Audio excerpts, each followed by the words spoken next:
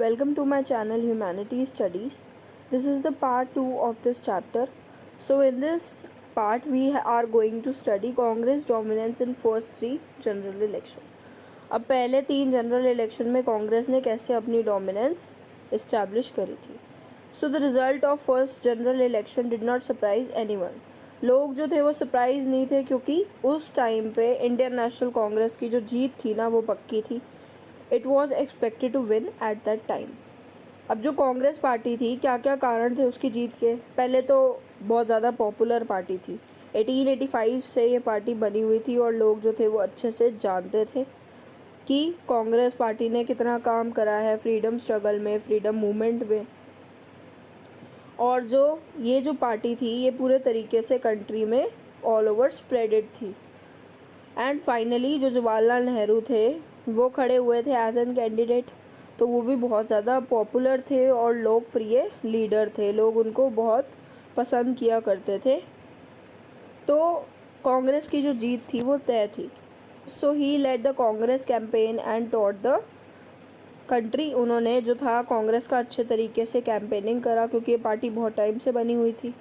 When the final results were declare, जब final results आए सामने तो कांग्रेस की विक्ट्री जो थी वो पहले से ही पता था सबको कि कांग्रेस ही जीतेगी. तो कांग्रेस पार्टी ने फर्स्ट जनरल इलेक्शन में 364 सीट्स जीती थी out of 489 seats in Lok Sabha and finished away head of any other challenger. यानी कि क्लियर मेजॉरिटी थी, कोई और चैलेंजर आया ही नहीं था सामने. सेकंड नंबर पे थी communist party.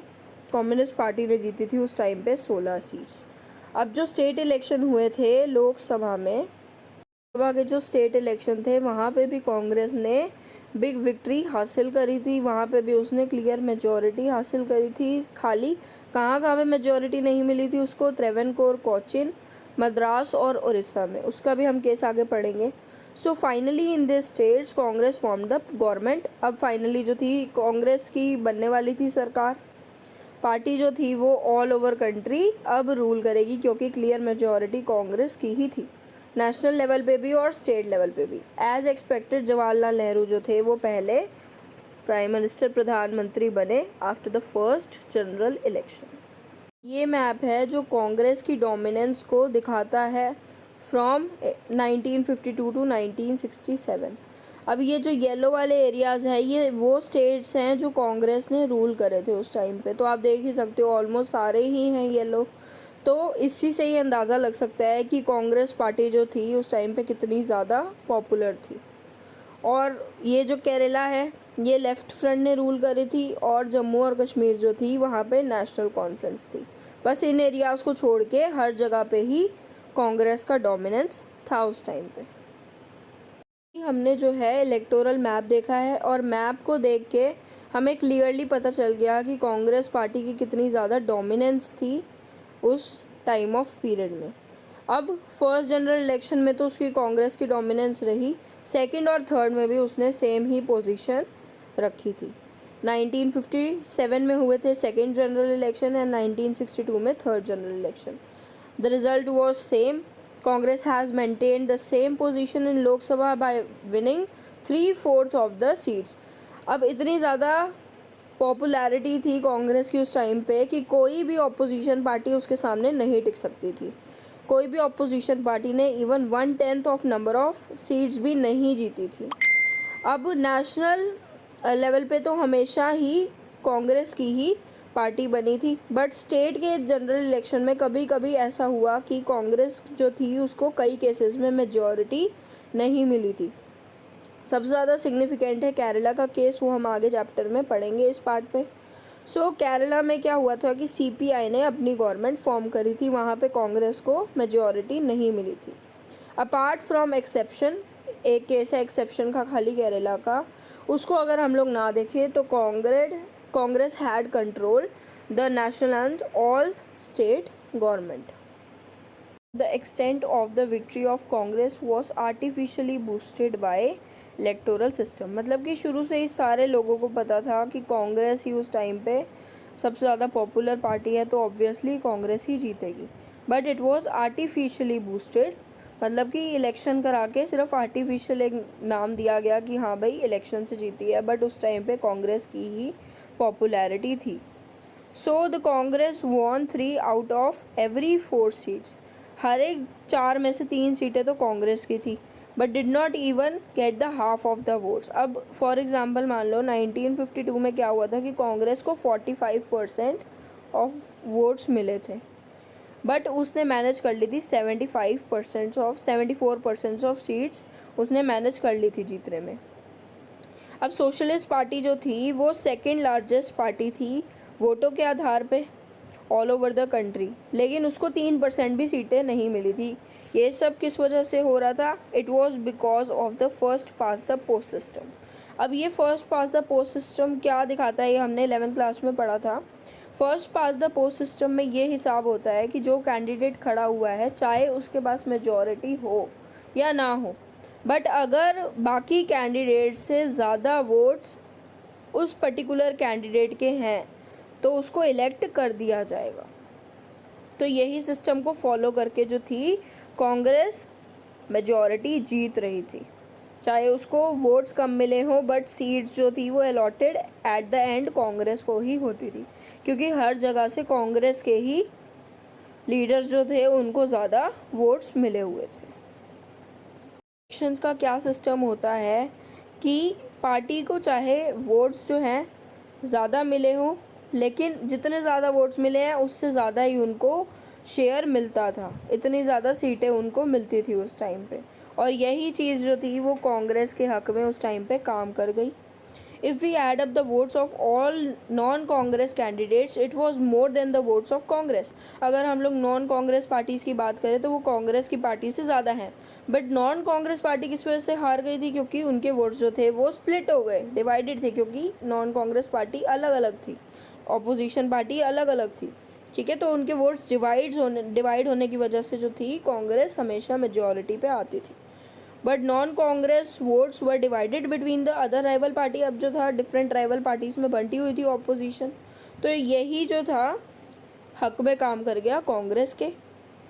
So the Congress party was still way ahead of opposition and manage to win. अब ये नहीं था कि बिल्कुल भी ऑपोजिशन ही था, ऑपोजिशन पार्टीज़ का भी इम्पोर्टेंट रोल था, but at the end Congress ने मैनेज करा विन करने का इलेक्शंस में। Communist victory in Kerala, very important topic. So as early as in 1957 Congress party had a bitter taste of defeat in Kerala। तो केरला एक ऐसी जगह थी जहाँ पे कांग्रेस जो थी वो बुरे तरीके से हारी थी। असेंबली इलेक्शंस जो हुए थे 1957 में, उसमें कम्युनिस्ट पार्टी की क्लियर मेजॉरिटी आई थी केरला के लेजिस्लेचर में। कम्युनिस्ट पार्टी ने 60 सीटें जीती थी, 126 सीटों में से क्लियर मेजॉरिटी थी, और कम्युनिस्ट पार्टी को 5 इंडिपेंडेंट्स का सपोर्ट भी मिला था केरला में। केरला के जो गवर्नर थे उन्होंने EMS नंबूदिरी को, जो लीडर थे कम्युनिस्ट पार्टी के, उनको इनवाइट करा था ताकि वो अपनी मिनिस्ट्री केरला में फॉर्म कर सकें। For the first time in the world, पहली बारी था ये जहाँ पे कांग्रेस पार्टी ने मेजॉरिटी बनाई थी। कांग्रेस को यहाँ पे नहीं मिली थी पावर, और कम्युनिस्ट पार्टी जो है वो डेमोक्रेटिक वे से जीती थी। कांग्रेस जो थी वो केरला की स्टेट में हार चुकी थी पावर, ठीक है। तो अब हारने के बाद कांग्रेस ने लिबरेशन स्ट्रगल केरला में स्टार्ट कर दी थी against the elected government. Elected government कौन सी थी वहाँ पे? Communist party. So the communist party came to power with the promise of carrying out radical, मतलब कि कांग्रेस पार्टी वहाँ पे रेडिकल और प्रोग्रेसिव मेजर्स करने के प्रॉमिस से बनी थी। अब रेडिकल का मतलब है कि वो कुछ चेंज करना चाहती थी, फंडामेंटल नेचर में थोड़ा सा चेंज लाना चाहती थी। अब ये जो लिबरेशन स्ट्रगल स्टार्ट हुई उसमें कम्युनिस्ट का व्यू था कि ये जो एजिटेशन है ये वेस्टेड इंटरेस्ट की वजह से हो रही है। वेस्टेड इंटरेस्ट यानी कि पावर रिलेटेड इश्यूज़ की वजह से हो रही है, और कई रिलीजियस ऑर्गेनाइजेशंस करवा रही हैं, ठीक है। अब 1959 में कांग्रेस की गवर्नमेंट ने क्या करा कि सेंटर से, तो अब कांग्रेस की थी मेजॉरिटी, तो सेंटर से उन्होंने कम्युनिस्ट गवर्नमेंट को हटा दिया, डिसमिस कर दिया केरला में अंडर आर्टिकल 356। 356 आर्टिकल के अंदर क्या होता है? 356 आर्टिकल के अंदर ये होता है कि जब स्टेट जो है नहीं कंट्रोल कर पा रही तो सेंटर जो है वो आके कंट्रोल करता है। स्टेट जो गवर्नमेंट है वो अच्छे तरीके से नहीं चला पा रही, तो फिर सेंटर जो है वो पार्टी को डिसमिस कर देता है और सेंटर जो है वो कंट्रोल करता है। तो कांग्रेस ने ये करा था 1959 में। ये डिसीजन जो है वो आज तक कंट्रोवर्शियल है बहुत ज़्यादा, कि कांग्रेस जो थी वो हार गई, तो तब उसने कम्युनिस्ट पार्टी को डिसमिस कर दिया and was widely cited the first instance of misuse. ये पहला ऐसा इंस्टेंस था जहाँ पे कॉन्स्टिट्यूशन की एमरजेंसी पावर्स का मिसयूज़ करा गया था थ्रू, मतलब कांग्रेस ने मिसयूज़ करा था कम्युनिस्ट पार्टी को डिसमिस करके। Socialist party. अब सोशलिस्ट पार्टी का जो एक ओरिजिन है वो हम लोग तब से ट्रेस कर सकते हैं जब कांग्रेस एक मास मूवमेंट स्टेज पे आ गई थी, मास मूवमेंट पार्टी बन गई थी प्री इंडिपेंडेंस एरा में, यानी कि इंडिपेंडेंस से पहले से ये पार्टी है फॉर्म में। अब कांग्रेस की जो सोशलिस्ट पार्टी थी वो कांग्रेस के अंदर ही बनी थी 1934 में। कांग्रेस सोशलिस्ट पार्टी के जो लीडर्स थे वो बेसिकली इंक्लूड करते थे यंग जनरेशन के जो लीडर्स थे उनको, जो चाहते थे कि रेडिकल और एगलिटेरियन कांग्रेस बने। रेडिकल यानी कि और ज़्यादा बेहतर और इक्वलिटी प्रमोट करे, ऐसी कांग्रेस पार्टी होनी चाहिए। कांग्रेस के अंदर ही सोशलिस्ट पार्टी उस टाइम पे बनी थी, कांग्रेस सोशलिस्ट पार्टी। सो इन 1948 में अब कांग्रेस ने कुछ चेंजेस लाए, यानी कि अमेंडमेंट्स करी थी कॉन्स्टिट्यूशन के अंदर, जिसमें ये टर्म आगे रखा गया कि कोई भी मेंबर जो है डुअल पार्टी मेंबरशिप नहीं रख सकता, यानी एक ही पार्टी में पार्टिसिपेट कर सकता था, दो पार्टीज़ में एक ही टाइम पे वो मेंबर नहीं बन सकता था। तो इसकी वजह से जो बाकी लीडर्स थे जो सोशलिस्ट पार्टी को आगे रखना चाहते थे, उन्होंने अपनी सेपरेट सोशलिस्ट पार्टी बना ली थी, जो कि कांग्रेस से अलग थी 1948 में। अब ये पार्टी जो थी इसको ज़्यादा तो सक्सेस नहीं मिली, इसका जो रिज़ल्ट रहा, परफॉर्मेंस रही, वो डिसअपॉइंटिंग ही रही जो लोग इसे सपोर्ट करते थे उनके लिए। सो although the party has presence in the most of the state, कई स्टेट्स में इंडिया की ये पार्टी है की प्रेजेंस थी, लेकिन इससे बहुत कम ही सक्सेस मिली है। अब जो सोशलिस्ट पार्टी थी वो विश्वास रखती थी डेमोक्रेसी में और सोशलिज़म के आइडल्स में। सोशलिज़म मतलब कि पार्टी मतलब जो भी ज़मीनें हैं वो इक्वालिटी में बंटनी चाहिए, गरीबी और अमीरी का ज़्यादा फ़र्क नहीं होना चाहिए, गवर्नमेंट के पास ज़्यादा हक होना चाहिए डिसीजंस लेने का। तो इन चीज़ों में जो सोशलिस्ट पार्टी थी वो विश्वास रखती थी, और यही चीज़ जो है उन्हें कांग्रेस और कम्युनिस्ट पार्टी दोनों से ही डिफरेंट बनाती थी। अब ये जो पार्टी थी सोशलिस्ट पार्टी, कांग्रेस को कई चीज़ों में जो है क्रिटिसाइज़ करती थी, गलत बोलती थी कि वो लोग अमीरों का साथ देते हैं, लैंडलॉर्ड्स का साथ देते हैं, और जो गरीब लोग हैं यानी कि वर्कर्स और पीजेंट्स उनको इग्नोर करते हैं। अब सोशलिस्ट पार्टी को 1955 में बहुत ज़्यादा डिफ़िकल्टी फेस करनी पड़ी थी, क्योंकि कांग्रेस ने ये डिक्लेयर कर दिया था कि अब से वो सोशलिस्ट पैटर्न सोसाइटी का फॉलो करेंगे, मतलब उनका गोल है कि सोशलिस्ट पैटर्न पे जो सोसाइटी है वो फॉर्म हो। तो अब सोशलिस्ट पार्टी के लिए बहुत ज़्यादा डिफ़िकल्ट हो गया था कि वो कैसे दिखाएं अपने आप को ज़्यादा इफ़ेक्टिव कांग्रेस से, क्योंकि कांग्रेस बहुत ज़्यादा पॉपुलर थी और कांग्रेस जो थी वो मेजॉरिटी में थी हमेशा से ही, तो उनके लिए बहुत ज़्यादा डिफ़िकल्ट था अपने आप को एज एन इफ़ेक्टिव ऑल्टरनेटिव दिखाना। अब जो इसके लीडर्स थे, जैसे फॉर एग्जांपल राम मनोहर लोहिया, उन्होंने कहा था कि कांग्रेस से जितना हो सके दूर रहो, और कांग्रेस की कई पॉलिसीज़ को क्रिटिसाइज़ भी करा था। और जो बाकी इसके लीडर्स थे, फॉर एग्जांपल अशोका मेहता, उन्होंने कहा था कि कम से कम कोऑपरेशन करो कांग्रेस के साथ। Time to time socialist party में बहुत ज़्यादा स्प्लिट्स हुए, यानी बहुत हिस्सों में बंटी रीयूनियंस हुए, जिसकी वजह से अलग अलग मैनी सोशलिस्ट पार्टीज़ की फॉर्मेशन देखी गई। और इनमें कौन कौन सी पार्टीज थी? किसान मजदूर प्रजा पार्टी, द प्रजा सोशलिस्ट पार्टी, संयुक्ता सोशलिस्ट पार्टी। अच्छा, इसके इम्पोर्टेंट लीडर्स कौन कौन से थे? जयप्रकाश नारायण, अच्युत पटवर्धन, अशोका मेहता, आचार्य नरेंद्र देव, राम मनोहर लोहिया। तो पेपर के लिए आप 3 से 4 लीडर्स लर्न कर सकते हो, इनफ है। And were among the leaders of the socialist party. अब बहुत सारी ऐसी कंटेम्प्रेरी इंडिया की पार्टी हैं जो अपना ओरिजिन ट्रेस करती हैं सोशलिस्ट पार्टी से। फॉर एग्जांपल समाजवादी पार्टी हो गई, राष्ट्रीय जनता दल हो गई, जनता दल हो गई, या जनता दल सेकुलर। तो ये सारी जो हैं सोशलिस्ट पार्टी के ही टाइम की हैं। Nature of Congress dominance. अब इंडिया जो थी वो खाली एक कंट्री, सिर्फ इंडिया ही नहीं थी जिसके अंदर एक्सपीरियंस करा गया था वन पार्टी डोमिनेंस। अगर हम लोग वर्ल्ड में देखें तो हमें बहुत सारे ऐसे एग्जाम्पल मिलते हैं जहाँ पे वन पार्टी ही डोमिनेंस में थी। लेकिन बेसिकली जो चीज़ सबसे ज़्यादा मैटर करती है वो ये है कि हमको पता होना चाहिए कि इंडिया के एक्सपीरियंस में और बाकी देशों के एक्सपीरियंस में क्या डिफरेंस है। तो अगर हम लोग बाकी केसेस को देखें तो वो कॉम्प्रोमाइज़ डेमोक्रेसी की वजह से बने हैं, यानी कि पूरे तरीके से डेमोक्रेसी के आइडल्स को फॉलो नहीं किया गया वहाँ पे। अब अगर हम लोग बाकी कंट्रीज़ की बात करें, फॉर एग्जांपल चाइना, क्यूबा और साइरिया में जो कॉन्स्टिट्यूशन है वही सिंगल पार्टी को अलाउ करता है रूल करने का, मतलब वहाँ पे और कोई पार्टी ऑपोजिशन में है ही नहीं, अलाउ ही नहीं है कि ऑपोजिशन पार्टी कोई बना सके। अब अगर हम लोग म्यांमार, बेलारूस और इजिप्ट की बात करें तो वहाँ पे एक पार्टी है, वो ही इफ़ेक्टिव है। क्यों?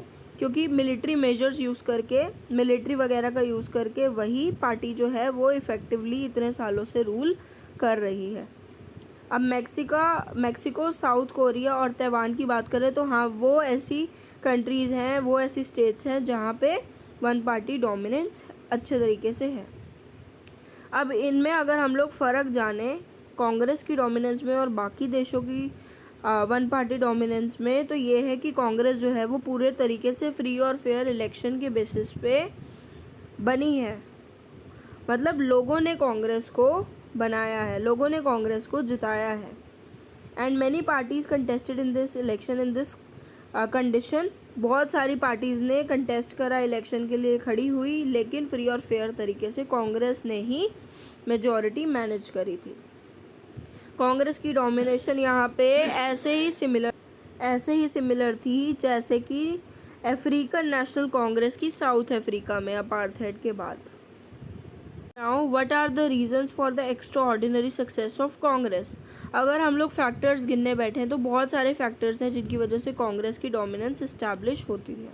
फर्स्ट ऑफ ऑल वॉज कि फ्रीडम स्ट्रगल में कांग्रेस के लीडर्स ने इतना ज़्यादा इंपॉर्टेंट रोल निभाया, आज़ादी के लिए लड़े थे, इतना ज़्यादा नेशनल मूवमेंट्स में पार्टिसिपेट करा था, टाइम टू टाइम लोगों के हक़ के लिए ब्रिटिशर्स से लड़े थे। फ्रीडम स्ट्रगल में वो फोर फ्रंट में थे, और वही जो लीडर्स थे उस टाइम पे जो फ्रीडम के लिए लड़े थे वही कांग्रेस कैंडिडेट्स बन के खड़े हुए, तो ऑब्वियसली कांग्रेस पार्टी को ही जीतना था।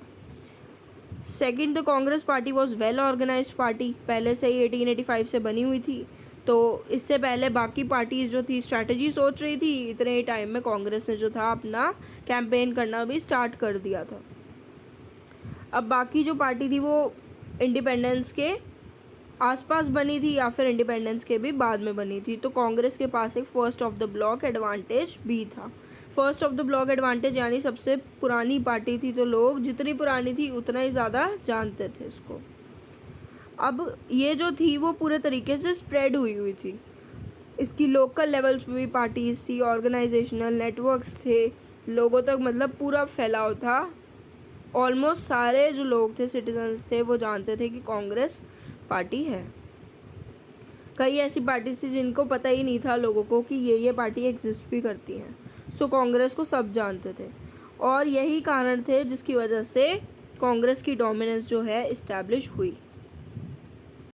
मैक्सिको की पढ़ेंगे वन पार्टी डोमिनेंस का केस। तो मैक्सिको की जो पार्टी थी वो 1929 में फाउंड करी गई थी as a national revolutionary party, और इसको लेटर रीनेम कर दिया गया था as an institutional revolutionary party, और इसको PRI बोलते हैं। बहुत बारी पेपर में आता है कि PRI की फुल फॉर्म क्या है, तो it was institutional revolutionary party. ये जो पार्टी थी इसने मैक्सिको में 60 साल तक रूल करा था। ये लेगेसी इंक्लूड करती थी मैक्सिकन रेवोल्यूशन में, मतलब इस पार्टी ने बढ़ चढ़ के हिस्सा लिया था रेवोल्यूशंस में।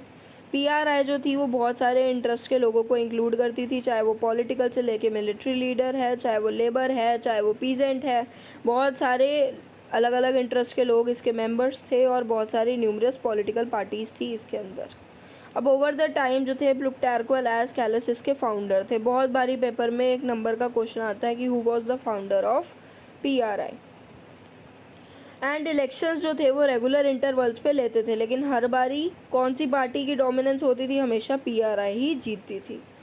अब बाकी जो पार्टीज़ थी ना वो मैक्सिको में खाली नाम की थी, हमेशा जो थी रूलिंग पार्टी जो थी वो PRI ही रही। अब इलेक्शंस भी उसी बेसिस पे ही होते थे कि PRI ही जीते। मैनिपुलेटेड भी होते थे, मतलब कि अब रूलिंग पार्टी है, इतने साल से रूल करती थी, तो ऑब्वियसली जो पार्टी थी वो मैनिपुलेट कर लेती थी। चाहे लोग वोट नहीं भी दे रहे बट फिर भी पीआरआई ही हमेशा जीतती थी। तो मेक्सिको में जो था वो परफेक्ट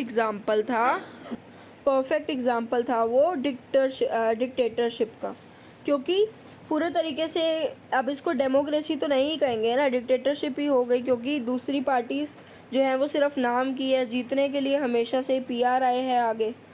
तो finally the party lost the presidential election. Finally जो पार्टी थी वो 2000 में आके हारी थी।